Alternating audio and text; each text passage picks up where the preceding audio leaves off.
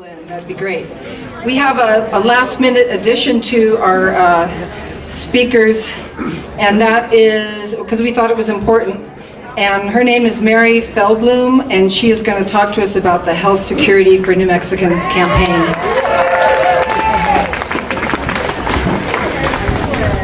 What a great crowd, my goodness, this is impressive. You know, we talk about taking back our democracy. Don't we need to take back our health care? That's what the Health Security Act is about. It's going to be heard this afternoon in House Judiciary, and if it gets out of House Judiciary, it goes to the floor of the House for a vote. What the bill would do is allow New Mexico to set up its own health plan with no more networks, great services, and also it would be administered like a co-op with a citizens board. No insurance companies on that board. We need your support to get this important bill through the legislature. We have no doubt that the governor will veto it, but I want to tell you that over the years we've been working on this. It's smothered in green and red chili, this bill, at this point. And we have been listening to people all around the state, Republicans and Democrats at the local level. We are now the largest coalition in the history of our state. 150 organizations, very diverse, have endorsed the Health Security Act. So please come listen to the testimony at the hearing. It's House Judiciary in room 307. So it's at 1:30 the hearing begins. Yeah, but we're third or fourth on the agenda. The other bills should go fairly quickly, but we need tons of people to show this is, let's take back our health care. Thank you.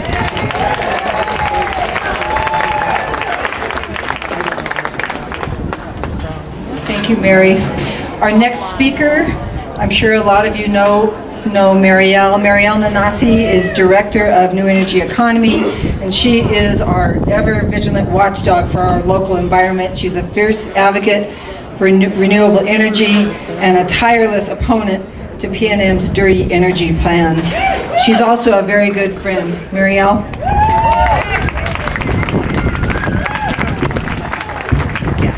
Thank you.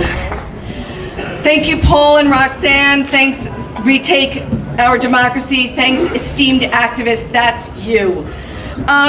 One of my heroes, Cornel West, says, never forget that justice is what love looks like in public. So thank you for showing the love.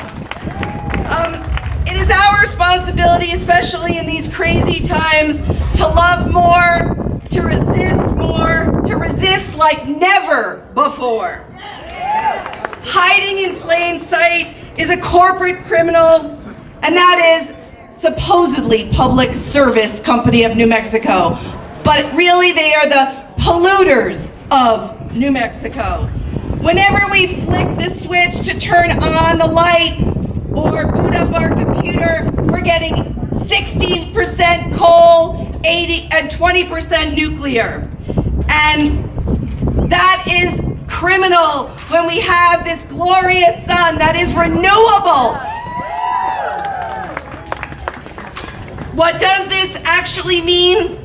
It means that New Mexico Environment Department charged PNM with 60,000 air quality violations. It is immoral to poison our air. This coal and nuclear dominated electricity also causes externalized costs, and that's $60 million a year. What does externalized mean? They walk away with the profits. We pay for healthcare costs, and that's in lung and air disease, and that's asthma. We have asthma rates that are 2.5 times the national rate in New Mexico. That means that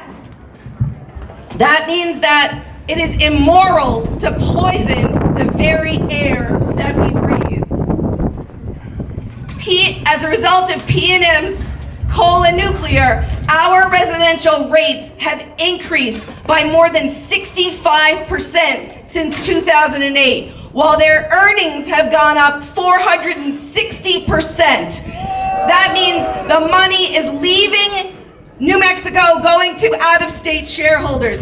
At the same time, New Mexico average residential income has gone down by 6%. It is immoral to steal from the people.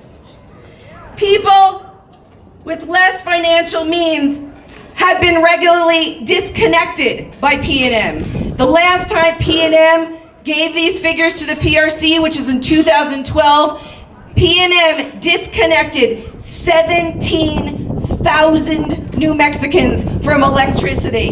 And then you are burdened with red tape to get turned back on. It is immoral to abuse people with less means. We're asking you to oppose P&M's bill that supposedly is consumer protection. Obviously, they're not protecting our consumers.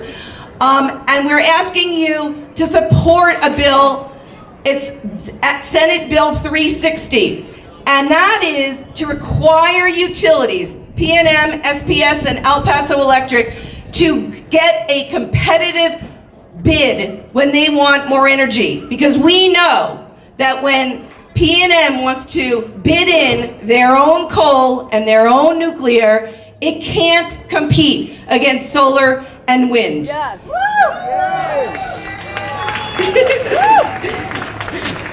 Maybe many of you saw already the phenomenal new movie, I Am Not Your Negro. How many of you seen it?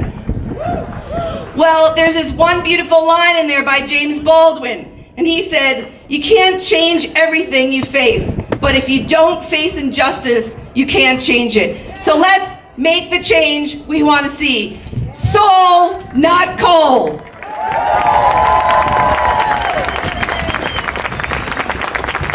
Thank you, Mariel. I just want to mention, we don't have time for him to get up on the stage, but our state auditor, Tim Keller, is here, a great progressive ally, and he's running for mayor of Albuquerque, so if you live in Albuquerque, you know who to vote for. Our next speaker is Bianca Sopoci-Belknap. She's a busy woman. She is both director of Earth Care. She's also program director at New Energy Economy. She has two beautiful little boys, and she's become an important thought partner for us at Retake Our Democracy. Bianca? Hi everyone, what a great crowd. Thanks for being here today. It's a pleasure and honor. Thanks to Retake Our Democracy for putting on this awesome event, and more importantly for all the organizing on the ground that they're doing.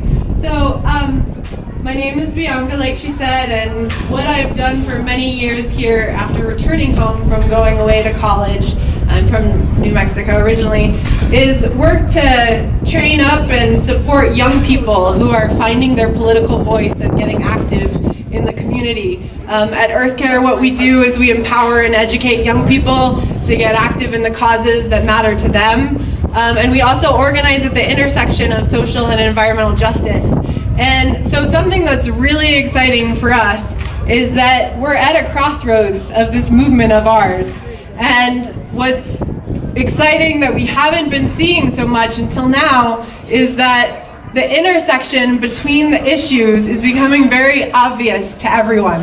And this presents us with an enormous opportunity. Of course, we wish it wasn't coming under the circumstances that it is, but sometimes it takes something horrible to wake us all up, right? So right now what we find ourselves doing is taking some of the work we've been doing with young people in our community and reaching out to fellow community members of all ages to try to really push forward an intergenerational movement for social and ecological justice in New Mexico that has leadership and space to honor the work and the vision and the radicalism of our young people at the forefront. So something that we do in our work, and I don't see Karen anymore, who's our our training director, I was gonna have her raise her hand, but she's the expert in this, is helping young people connect to the things that they're passionate about and finding a way to have whatever their gifts are, have expression in a movement that's about making change beyond their personal lives into the lives of the community. And so part of what our role has become in this emerging cross-sectional movement that we're all here standing up, being a part of, is to invite adults to do the same. So some of us have been sort of confined to our little boxes and the specific issue areas that we've been working on for a long time. And now it's the time to invite everyone to step outside of those boxes and connect and really put our gifts, whatever they are, in service to this larger movement. And so one way that we're really excited about doing that is helping people work in parallel to one another. So Retake has been really fantastic about making sure to honor and make space and get behind the leadership that's been doing this for a really, really long time. Organizations like Somos, like the SZtae Association, right? Organizations that are here and protecting these lands since time immemorial, like Tewa Women United, right? And the communities they represent. And so what we've been working on is how do you create a snowflake organizing model where it's not about having everyone fall into line behind one single platform, but it's something where there's coordination across the grassroots so that we can really have the political movement that ultimately results in political power to get these folks doing a better job reflecting our values and all the way up to Washington. So this Sunday we're doing a training about how to basically work in solidarity, and one tool that we want to introduce folks to is a long age-old tool. It's called affinity groups, and you all have probably had some interaction with that in your years, but the idea is you find folks who not only share your values, but also share your capacity in terms of tactics. So some of us are gonna need to jump in front of ICE vans, right? And like try to stop deportations through civil disobedience. It's coming to a time where some of us are gonna need to do that. And some of us have the privilege to be able to do that, to spend some time in jail and not have it ruin the rest of our lives, right? Because we have some of the economic resources, the privilege of having white skin, or whatever the case may be, that will allow us to take greater risks and stand in solidarity with those most threatened, right? And others of us will never have the privilege to do that, right? So we need to figure out who the people are who align with our politics, who we can organize with in a way where we can all play the roles that we need to play that are appropriate for us, but also that are in coordination and in service to this larger movement. So we're offering a training on Sunday to help with practical tools like that, where folks can start thinking about who the people are that could be a part of your affinity group. What risks are you willing to take? Are you willing to risk arrest if it comes down to it? Are you needing to get more active in local politics, like showing up to City Council on Wednesday to help push forward the Somos resolution? Whatever the case may be, there's a role for you, and there's a role for the tactics that you are able to participate in, and we want to support everyone in stepping up, right? Stepping up to whatever extent you can, making space for other folks who are new to this or who have been doing this for a long time as young people and maybe have a thing or two to teach us, right? Those of us who are adults.